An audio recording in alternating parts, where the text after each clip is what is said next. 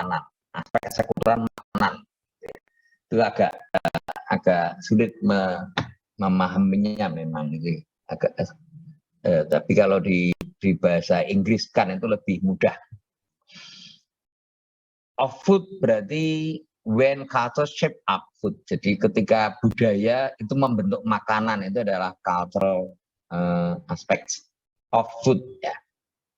Tapi kalau in food itu justru makanannya yang talks about the culture yang membuatnya.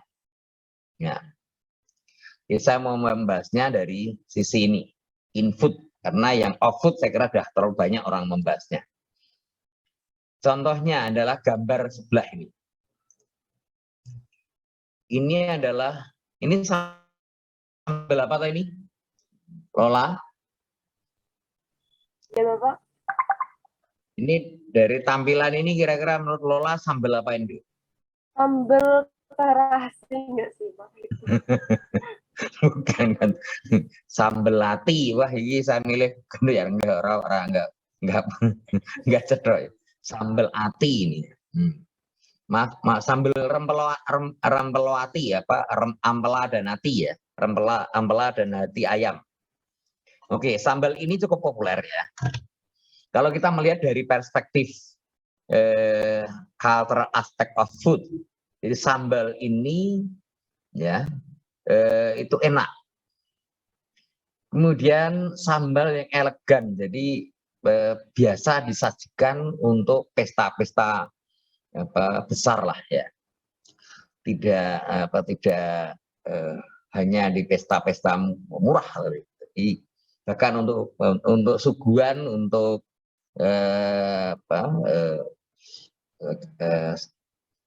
bukan kado apa istilahnya ya, hantaran, kayak itu cukup berkelas lah ya. Kemudian tasty, jadi karena memang ati ayam sendiri itu punya rasa yang lezat ya. Kemudian disukai banyak orang dan sebagainya. Jadi orang-orang yang ingin menyajikan atau menikmati makanan yang tasty, harganya juga tidak terlalu mahal dan itu bisa diterima semua orang, itu punya tata nilai sosial yang tinggi, jadi tidak dianggap makanan murahan dan seterusnya. Ini membentuk sambal sambal hati dan ampela ayam.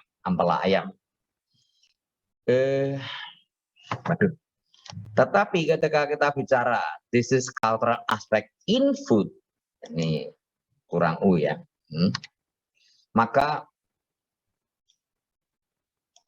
menunya ini yang terdiri dari bla bla bla tadi itu memang ini adalah sambal yang dihasilkan oleh masyarakat yang mempunyai budaya tinggi, tetapi tidak sehat.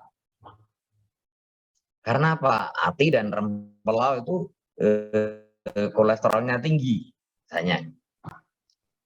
Jadi ada dua pemahaman yang berbeda. Yang satu itu ketika the culture to shaping up what food the most suitable. Tapi yang kedua adalah the produced food itself talks about itself. Ya, jadi dia menyampaikan seperti apa makanan itu. Nah, nanti di studi kasus di bagian akhir kita akan lebih jelas nanti bahwa cultural aspect in food ini menjadi punya peran yang signifikan dalam tatanan pangan. Contoh, capcay adalah budaya pangan Cina, terdiri dari seluruh macam sayur dan itu sehat. Ya. Mengalami banyak perubahan. Capcay 10 sayur dengan daging dan minyak babi, enak, lezat. Oke, itu adalah off-nya budaya pangan adopsi dari Cina yang terbiasa menggunakan daging dan minyak babi. Karena memang harganya juga murah, lemaknya tinggi, dagingnya empuk, lezat dan seterusnya. Itu that's the Chinese culture of food, of the Chinese culture of capcay. Tetapi dalam cultural aspects of Japanese and Islamist community ini tidak bisa diterima karena ini adalah mengandung minyak babi dan lemak daging babi dan lemak babi dan itu haram. Dan orang Jawa, Japanese culture itu tidak suka menyakiti hati orang sehingga menggantinya. Jadi kita bisa melihatnya dari dua perspektif. Dalam perspektif masyarakat Jawa, terutama Semarangan ya, pintu masuknya itu. Ya, Semarang adalah kota dengan pintu masuk masyarakat etnis Tionghoa itu paling lengkap. Jadi ada 5 gelombang etnis Tionghoa yang datang ke Indonesia dan itu semuanya ada di Semarang dan masing-masing itu membawa budaya pangannya sendiri-sendiri. Nah, the cultural aspect of Chinese community in Java, which dominated by Muslim society, itu mengganti makanan daging babi ini dengan daging ayam dan minyak babi dengan daging minyak babi dengan minyak CPO ya. Ini lagi dengan minyak CPO ini kebesaran ini ya harusnya.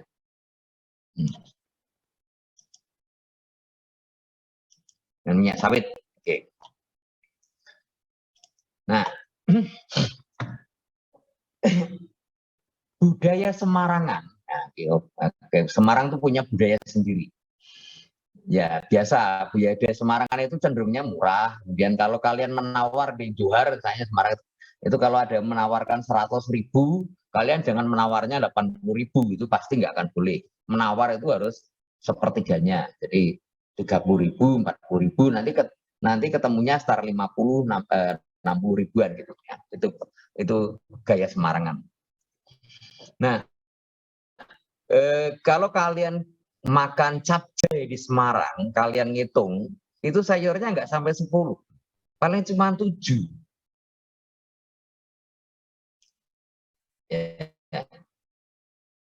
Ya, saya beberapa kali ketemu dengan ini ya, dan beberapa kali saya protes itu.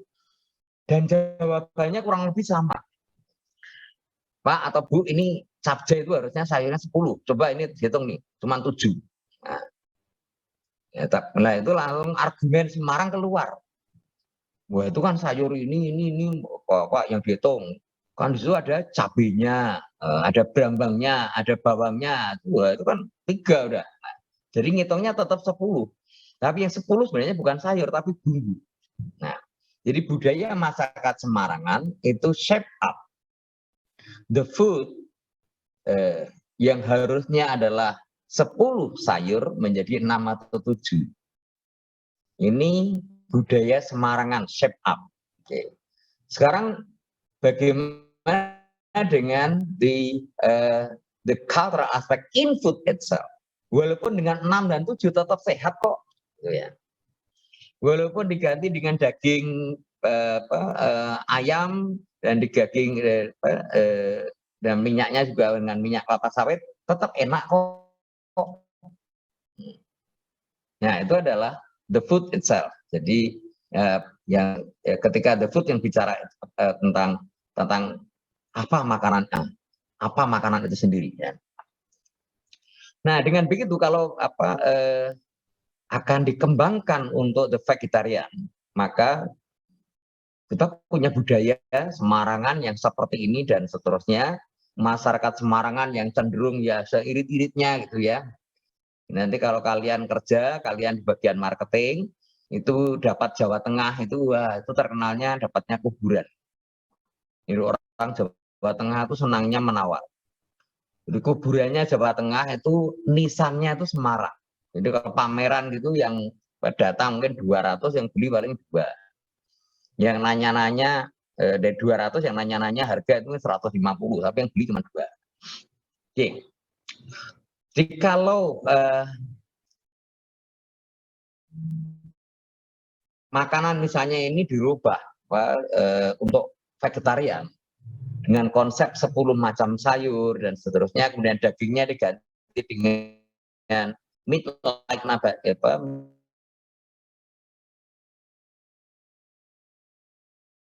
dengan jamur, dan ini adalah makanan capcay untuk vegetarian gaya Semarangan. Jadi masyarakat Semarang yang vegetarian membuat masakan begini. Meat like-nya diganti nabati dan seterusnya. Tetapi kalau dari sisi the food itself, ini meat like nabati itu berarti menggunakan protein ya yang bisa membentuk serat ketika dia diolah. Artinya dia pasti berasal dari protein yang seratnya itu tinggi atau bahkan berupa polimer dalam jumlah yang cukup ya. Jadi berat molekulnya mungkin ya di atas, paling enggak di atas 100 kilodalton gitu. Sehingga justru mungkin makanan ini lebih berbahaya ya.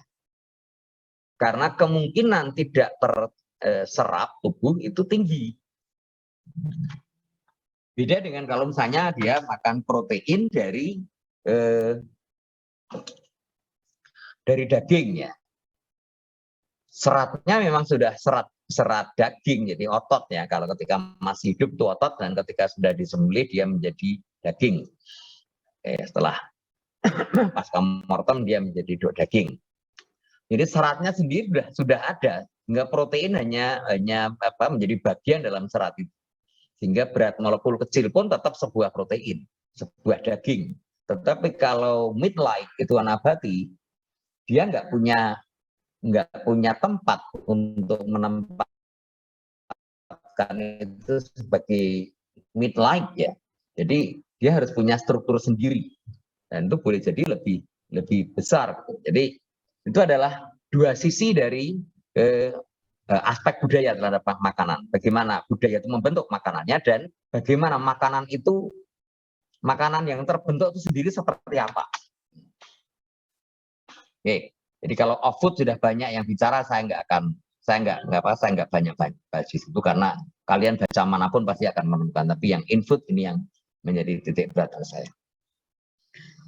Oke, masih dengan off food and in food ya, pengantar.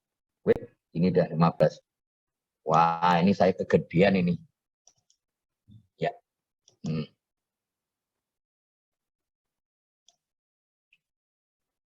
Masih 24 kok masih gini ya. Malah diperlebar aja lah. Nah, ini.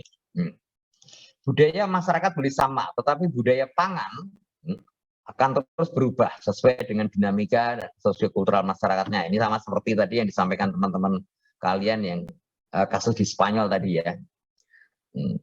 Bahkan budayanya tadi mengalami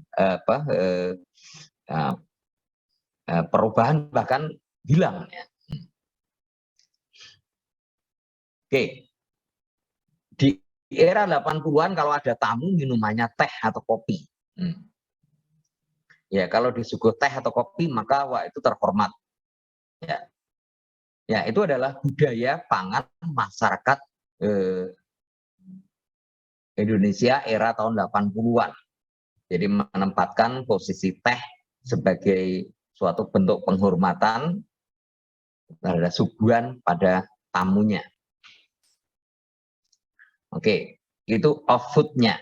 In food-nya, minuman teh itu sendiri ribet. Ya, harus menyiapkan ini, itu, dan sebagainya, nyuci gelasnya, plus harus menanggung gula.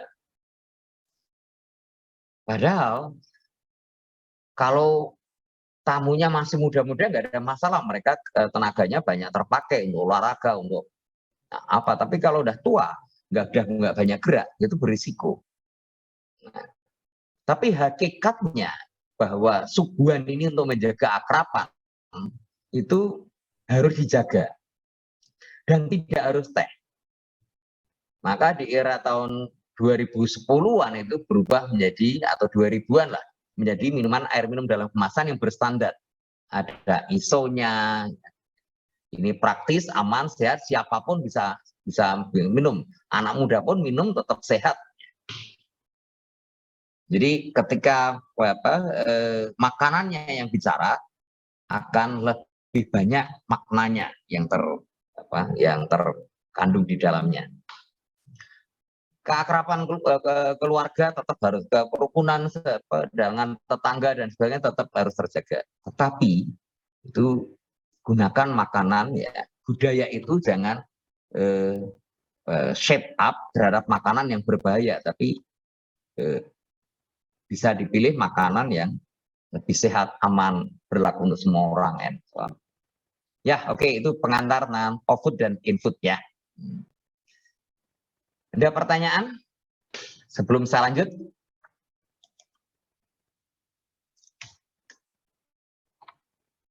Terus saja dulu ya.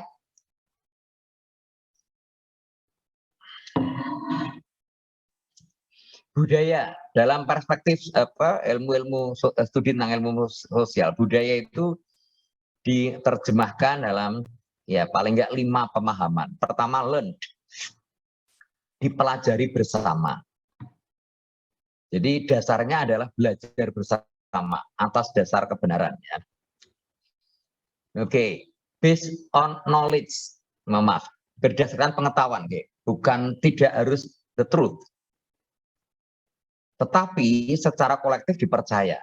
Sehingga tadi digambarkan oleh kelompoknya siapa tadi, ya Pak Jessica tadi, ada budaya yang dipertahankan selama bergenerasi-generasi dan ternyata salah.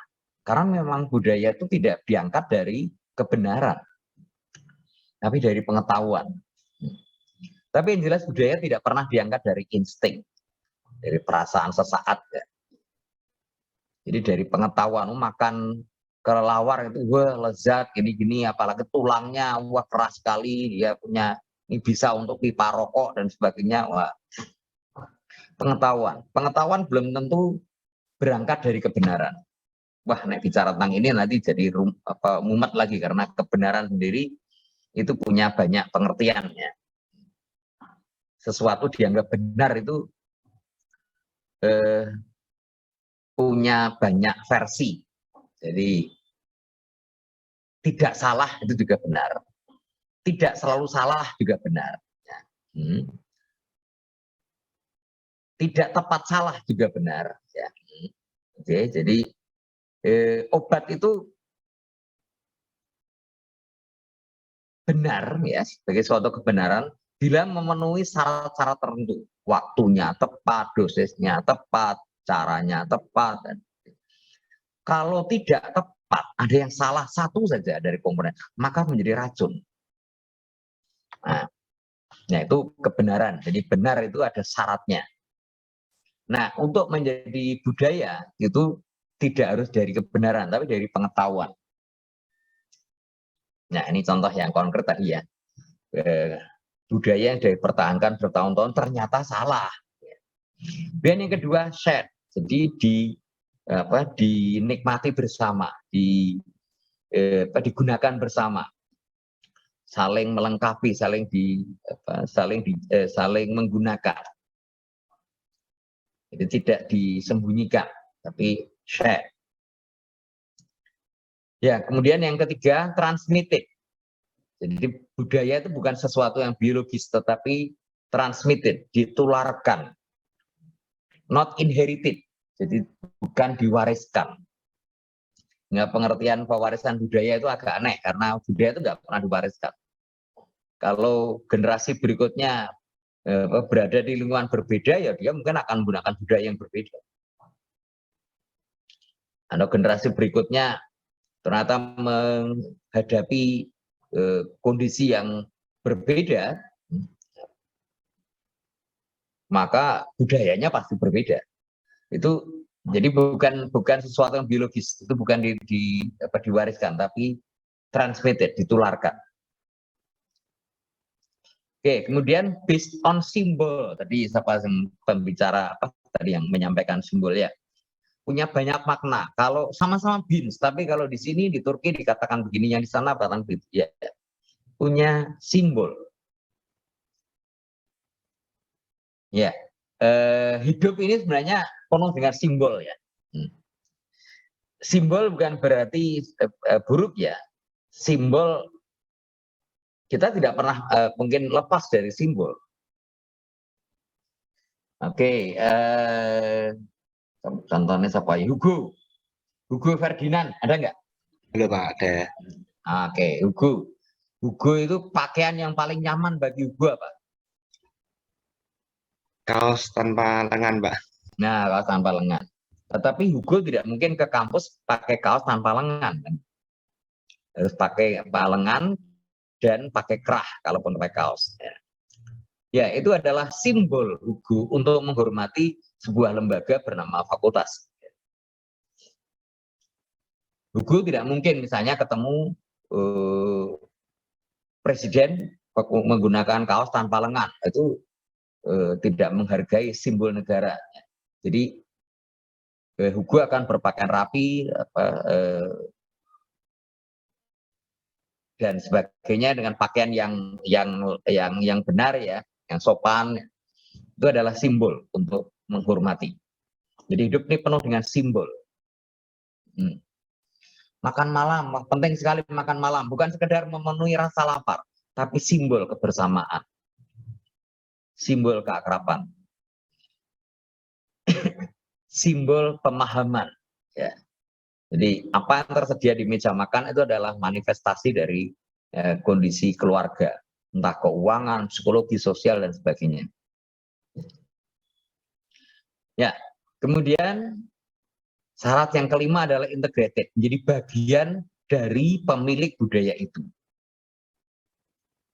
Jadi bagian, jadi tidak mengatur sepenuhnya.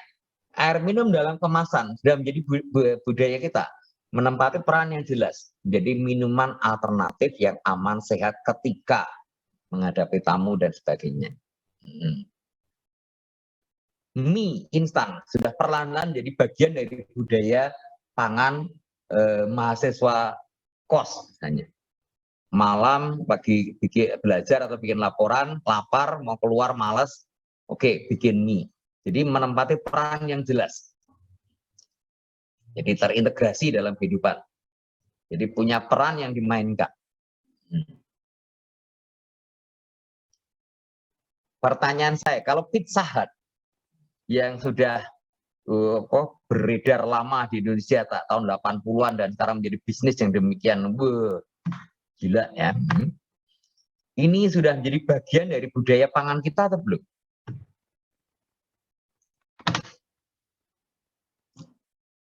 Pizza Hut sudah menjadi bagian dari budaya pangan kita atau belum? Jessica Wulan, Bontor Purba. Jessica? Jessica?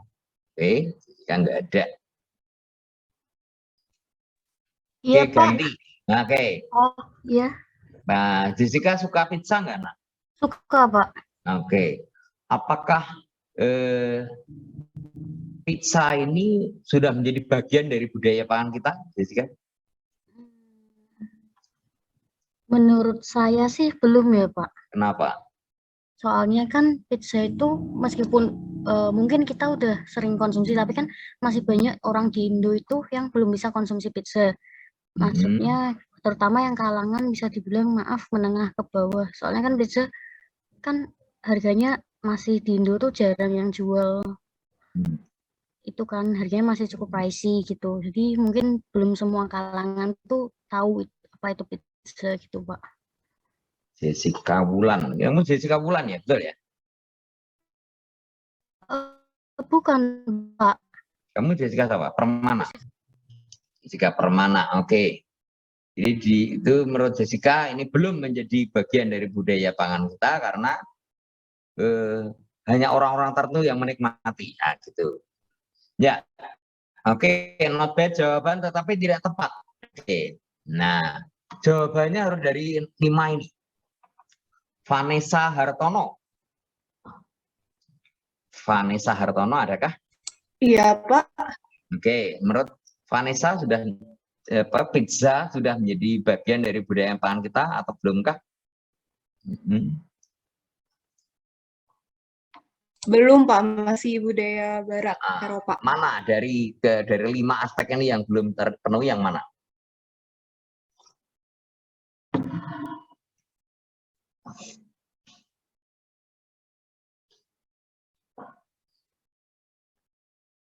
Belum sudah jawaban yang benar, tapi apa alasannya?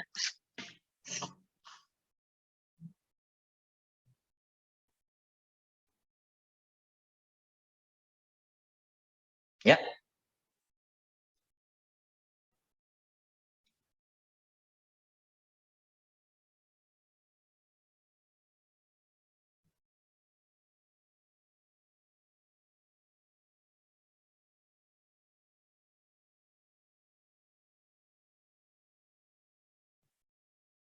Yuk.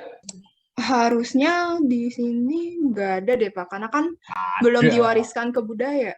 Ada. Ya, oke ada. Oke, Vanessa. Yuk, siapa membantu Vanessa? Vanessa benar ya? Yuk, alasannya apa?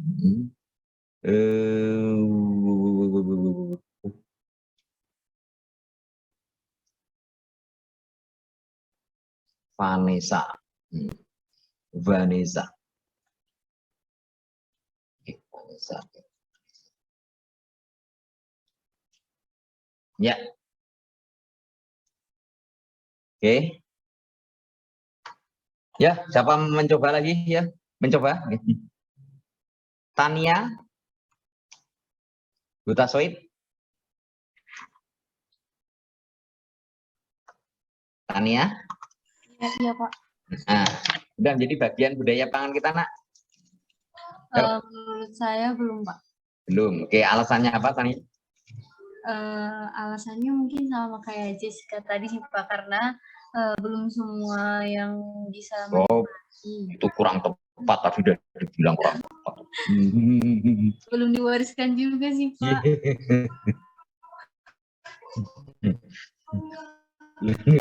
Bukan. Ya. Oke. Ya, yang alasannya karena belum menjadi bagian integral dari pangan kita. Jadi tidak punya peran yang jelas. Kalau mie itu walaupun dia punya peran hanya ketika orang mahasiswa pepet ini, oke, dia sudah punya peran. Karena setiap orang bisa. Mahal adalah salah satu faktornya, tetapi dia tidak punya peran yang jelas dalam budaya pangan kita. Ya. Jadi belum terintegrated dengan sistem sosial kita dalam interaksi pangan kita belum ya. Oke ya. Tania, Jessica, Vanessa ya. Pembentukan budaya ada 7 tahap. Kumpulan pengetahuan, jadi bukan kebenaran, tapi pengetahuan. Jadi budaya bisa salah, tadi contohnya ya. Kumpulan pengetahuan yang diakui kebenarannya secara kolektif. Bersama dengan kumpulan pengetahuan lain dirangkai dalam suatu keteraturan. Ya, jadi ada keteraturan. Jadi integralnya tadi adalah ada keteraturan. Oh, ini cocoknya untuk makan siang, ini cocoknya untuk sarapan. Di Guatemala di sana banyak pisang, jantung pisangnya kelebihan, kemudian dibuat jadi tepung. Nah, tepungnya itu digunakan untuk sarapan, tidak untuk makan siang, hanya sarapan aja, bubur tepung. Nah, jadi ada keteraturan yang dirangkai dalam siklus kehidupan mereka dan ini menjadi bagian integral dalam tatanan sosial mereka. Walaupun mungkin itu bagian masyarakat bawah atau masyarakat tertentu. Kemudian melembaga. Jadi ada pihak yang kalau itu hilang, maka dia akan kehilangan mata pencarian atau kehilangan identitas ya. Jadi misalnya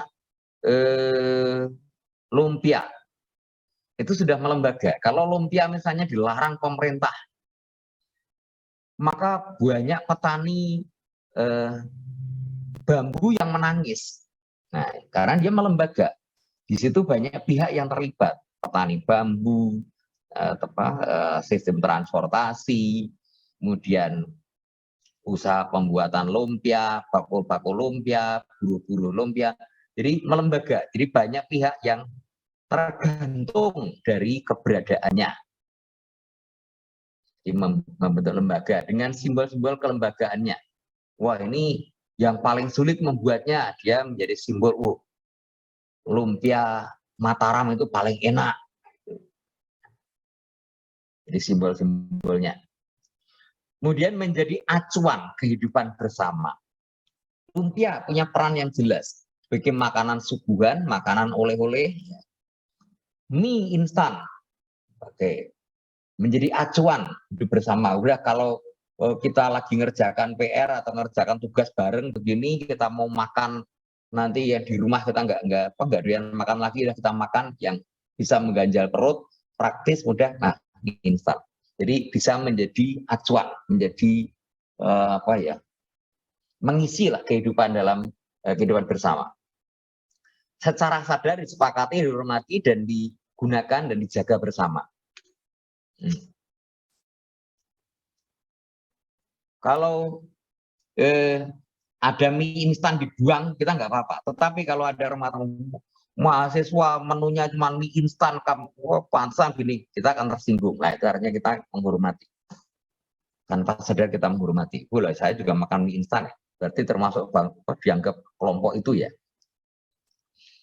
Diuji, dievaluasi, dan akhirnya diperbaiki. Wah, makan mie instan itu kalau terus-menerus ya lemes ya badannya. Nah, itu artinya kita mengevaluasi. Oke, dan yang terakhir ya diwariskan.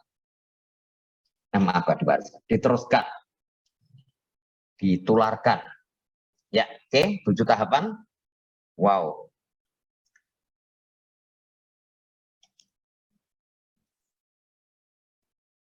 Dalam perspektif gastronomi, culture itu bisa budaya bisa didefinisikan sebagai values, nilai-nilai. Ya. Jadi ada nilai-nilai, entah itu sosial, entah itu ekonomi. Ya. Jadi harus ada nilainya. Gudeg itu ada nilainya, nilai ekonominya. Walaupun itu gizinya mungkin rendah, tapi dia punya nilai sosial yang tinggi. Nilai ekonominya tinggi, walaupun mungkin ya dari gizinya rendah. Oke. Ada nilai-nilai. Kemudian yang kedua, meanings, punya makna dalam sistem kehidupan itu ya. Misalnya sebagai oleh-oleh, misalnya sebagai mengisi makan siang, sebagai lauk, pilihan lauk bagi cewek-cewek yang suka makan tetapi takut gemuk, oke, itu adalah pilihan yang baik, jadi punya makna.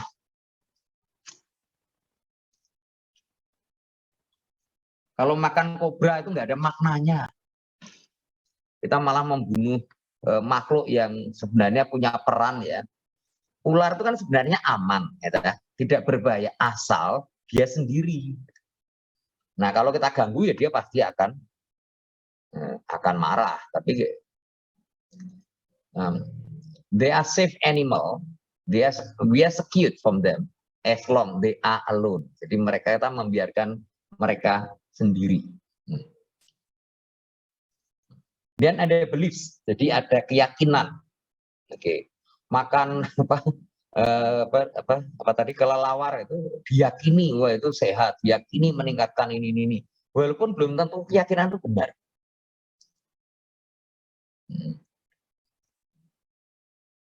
Ya, jadi ada keyakinan, ada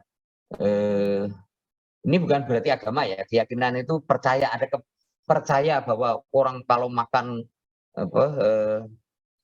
daging kuda, wah itu nanti daya tahannya meningkat, gitu ya. Ada keyakinan. Kemudian endurance, jadi keberadaannya membawa kedamaian. Nah, kalau makan ular, wah itu tidak membawa kedamaian karena apa? Mereka ini adalah pemakan tikus sawah misalnya. Kalau ularnya ditangkapi maka akan menimbulkan bencana, akan terjadi serangan besar terhadap padi. Nah itu maka tidak memenuhi kategori endurance.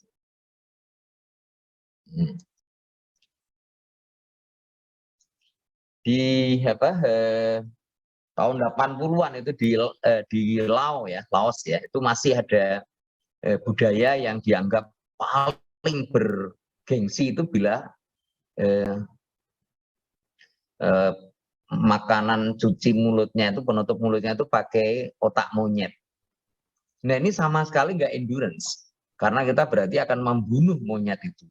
Bagaimana dengan ibunya yang biasanya anak monyet yang kepalanya masih badak kepalanya masih empuk sehingga itu bisa dibelah di atasnya itu seperti kepala itu kayak badak kelapa itu. Ya memang masih ditutupin gitu.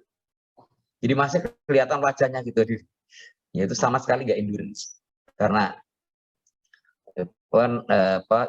induknya pasti akan menangis, kehilangan anaknya dan seterusnya. Kita juga membunuh binatang yang tidak bersalah seperti itu dan mereka masih bayi. Mereka belum salah apa-apa. Dan mereka punya hak hidup dan seterusnya. Jadi endurance. Jadi menjaga kedamaian bersama, menjaga kerukunan, menjaga kestabilan suatu kelompok. Practices accepted by members of groups ya. Jadi prakteknya itu bisa diterima semua pihak. Ada serangan hama misalnya yang celeng misalnya. Tetapi ini celeng itu babi liar ya. Ini mereka makannya masih nggak terkontrol, maka penyakitnya masih luar biasa banyaknya, cacing kita di mana-mana, maka supaya aman, ini harus direbus pada temperatur tinggi dalam waktu yang lama. Sekali masak, nih tetangga heboh semua. Ya ini bukan budaya. Karena ngerepoti orang lain, jadi membuat orang lain tidak nyaman. Ya, oke. Ada pertanyaan dari sini? Dari 6 aspek ini budaya, jadi punya nilai, punya makna, diyakini kebenarannya, melahirkan suatu sikap, kemudian membawa kedamaian, kemudian endurance itu tidak hanya damai, tetapi juga everlasting ya, kedamaian yang lestari lah, dan kemudian tidak merepotkan, tidak mengganggu. Ya, secara particular itu bisa disajikan dalam 5 wujud ya, seni, bahasa, literature, musik ya, mungkin makanan agak sulit ya. Ini budaya secara umum itu musiknya. Dan dalam bentuk-bentuk yang punya nilai-nilai ritual lah. Entah itu ritualnya keagamaan, kebudayaan atau apapun lah. Ya, termasuk makan malam itu ada ritualnya. Ya. Ritualnya apa? Makan malam ya. Itu di situ tempat kita ngobrol, tempat kita menyampaikan hari ini bagaimana. Ya. Wow, tinggal 18 menit. Contohnya apem, artnya seninya apem ada banyak macam. Ya, ini hanya 4 dari itu, tapi sebenarnya banyak sekali macamnya. Bahasa, oke. Ini coba saya tes ini. Mana yang lotes, mana yang rujak, yang kiri apa yang kanan? Yang warnanya cerah apa warnanya merah, atau sambelnya yang dipisah atau sambelnya yang dicampur? Mana yang lotes, mana yang rujak? Jessica Permana tadi sudah ya. Waduh, oke. Ganti. Ganti. Oke. Derafika Aurelia. Iya, Pak. Oke, mana yang rujak, mana yang lotis, Mak? Setahu saya yang rujak yang kanan, yang lotis yang kiri. Oke. Panggilannya siapa tuh? Deira, Dera. Dera itu asli dari mana? Semarang. Oh ya, pantesan. Ya. Jadi yang rujak itu yang kanan tuh ya, yang sambelnya dipisah ya. Iya, Pak. Oke, yaitu kalau orang Semarang mengatakan itu rujak. Kalau orang Jawa, orang Jogja, itu yang rujak itu yang kiri. Yang kanan itu yang sambelnya dipisah itu lotis. Ya, itu bahasa.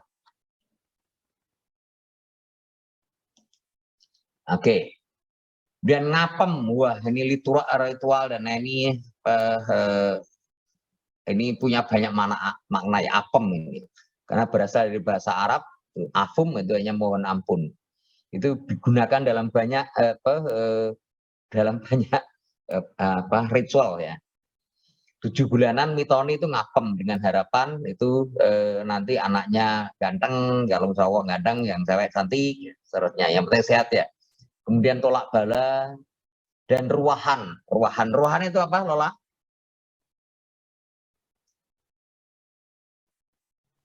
Iya, Pak. Lola. Ini mestinya ruahan ya, Lola ya. Lola hilang. Iya, Pak. Oke, kalau ruahan itu apa? Kalau di rumah saya kayak semacam kajian gitu, Pak. Tiap bulan ruah gitu. Apa itu? Tujuannya apa itu?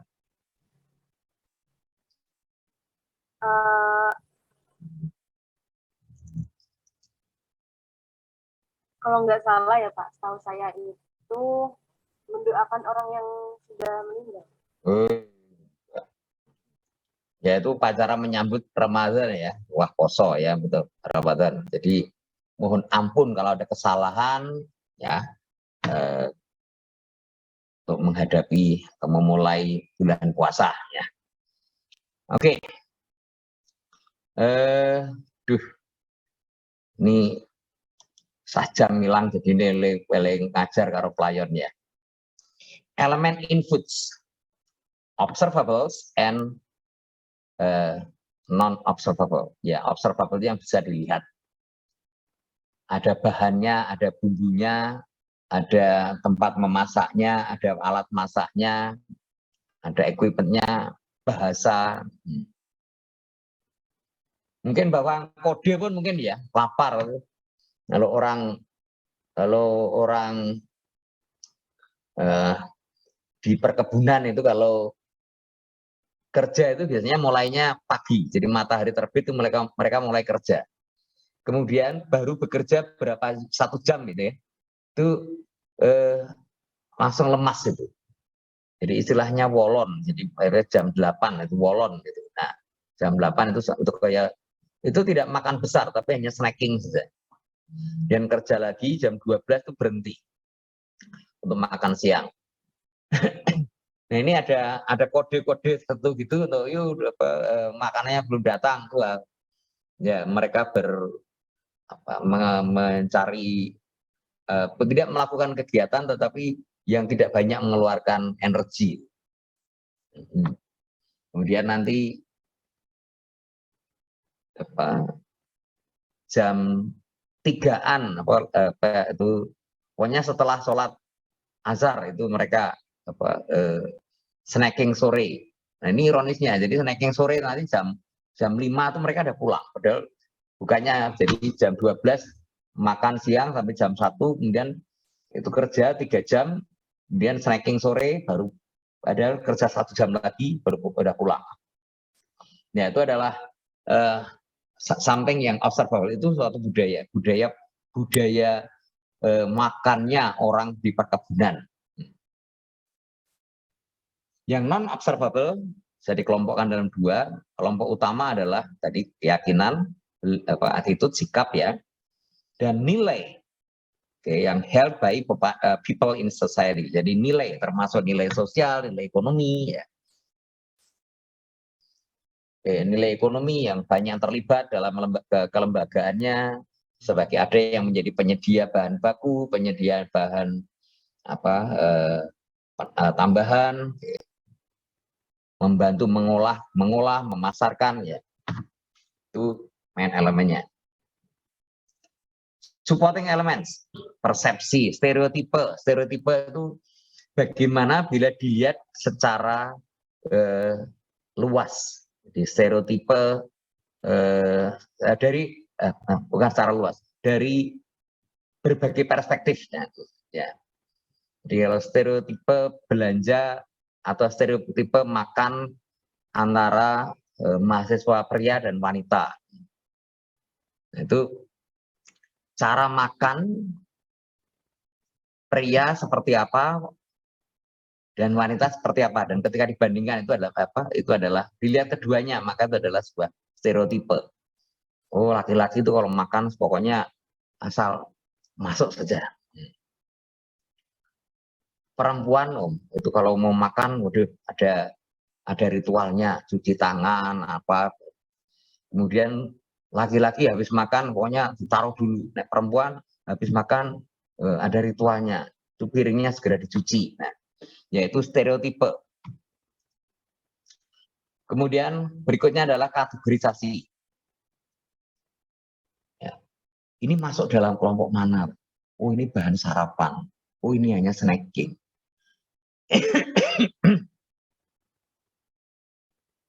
Nah, jajanan yang misalnya terbuat dari kentang, keripik, ya itu bagian dari budaya karena sudah menempati peran yang jelas bagi snacking. Ada evaluasinya, ada harapannya, ada kenangannya, entah itu dalam bentuk hasil pencitraan indrawi maupun dari vision, ya, dan opini. Kalau makan sate di Blora itu kita takut. Ini pertama kalau belum pernah makan sate di Blora, orang takut, wah ini saya bayar berapa ini? Karena satenya kok selalu ditambahkan gitu ya. Ya, kalau kita makan sate di Blora itu kita baru makan 2 tusuk itu sate kita langsung diambil. Kemudian dihangatkan dan kita diganti dengan sate yang baru. Muncul juga opini macam-macam, wah ini kalau ada orang nakal gimana? Karena yang dihitung adalah berapa tusuknya. Ya, kita makan rendang, akan muncul opini, waduh ini lemaknya tinggi nggak ya? Kalau makan rendang terus ini nanti keringatnya sampai bau enggaknya, karena kan lemaknya tinggi sekali. Ya, muncul opini. Oke, wow, sampai di sini udah banyak sekali ya. Saya sampaikan, mungkin ada pertanyaan sebelum masuk di sesi terakhir. Wah, ini sesi terakhirnya cukup banyak sebenarnya ya, sebelum studi kasus ya. Ada faktor-faktor perubahan itu ada 3 ya, internal, eksternal, dan kombinasi keduanya. Internal itu faktor dari dalam keluarga kelompok itu. Pertama adalah internalisasi. Nah, jadi makan Indomie yang baik itu bumbunya itu dimasukkan ketika Indominya sudah hampir siap dikonsumsi, bukan direbus bareng. Nah, itu internalisasi. Jadi proses perbaikan dalam berbudaya. Banyak aspek yang menyebabkan internalisasi berlangsung. Oke, kita di era pandemi kemarin itu kita nggak banyak gerak, maka kalau makan kita pasti banyak lapar. Nah, kalau lapar jangan makan yang banyak energi. Oke, nanti kita akan lemaknya meningkat, gulanya meningkat, nah, ya itu adalah internalisasi. Jadi budayanya nggak berubah, tetapi ada proses perbaikan. Dan yang kedua evolusi, perlahan-lahan budaya pasti akan mengalami evolusi, mengalami perubahan walaupun dengan sangat lambat.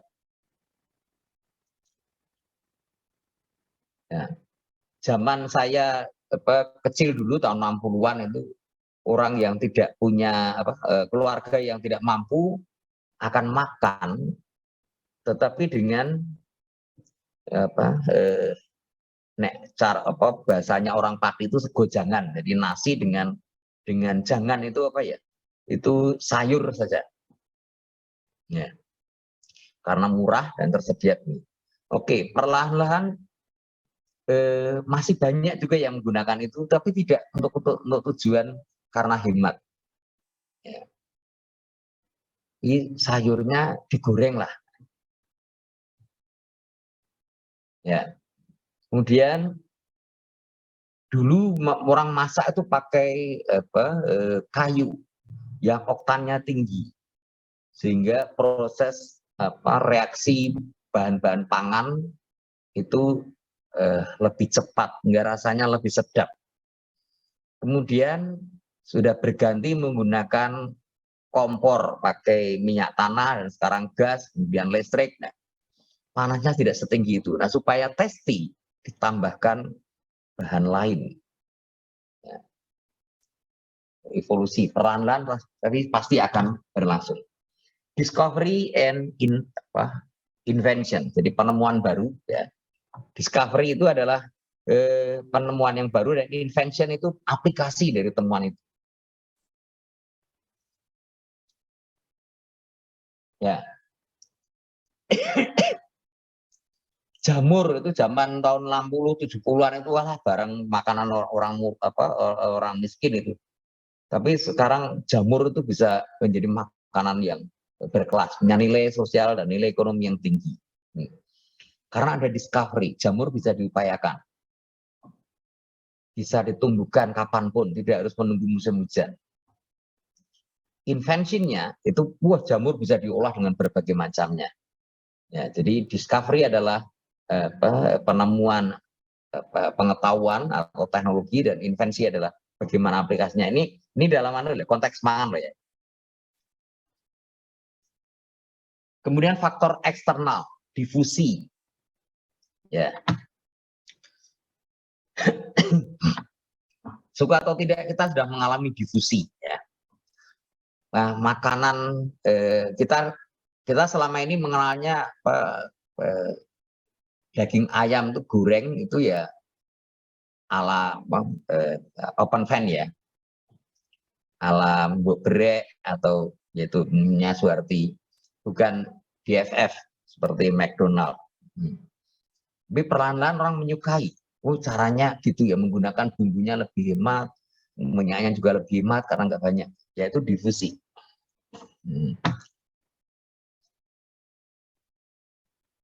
Kemudian akulturasi. Akulturasi itu pembauran. Jadi tadi contohnya adalah capcay itu mengalami akulturasi dengan membaur jadi makanan kita, bahkan sekarang menjadi bagian dari budaya pangan kita. Itu dengan beberapa tahapan. Ada yang tahapannya itu adopsi. Kita menggunakan suatu budaya pangan orang asing dan kita adopsi aja dengan berbagai penggantian. Kita adaptasikan dengan kondisi kita, atau kita substitusi. Nah, jadi kalau capcay tadi cocoknya apa ini? Adopsi, adaptasi, atau substitusi? Akulturasi di kita.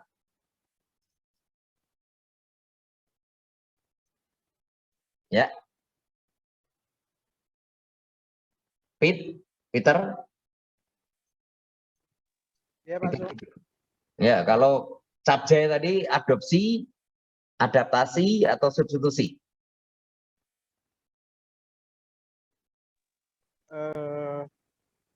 Adopsi, adaptasi, atau substitusi? Ya, akulturasinya tadi.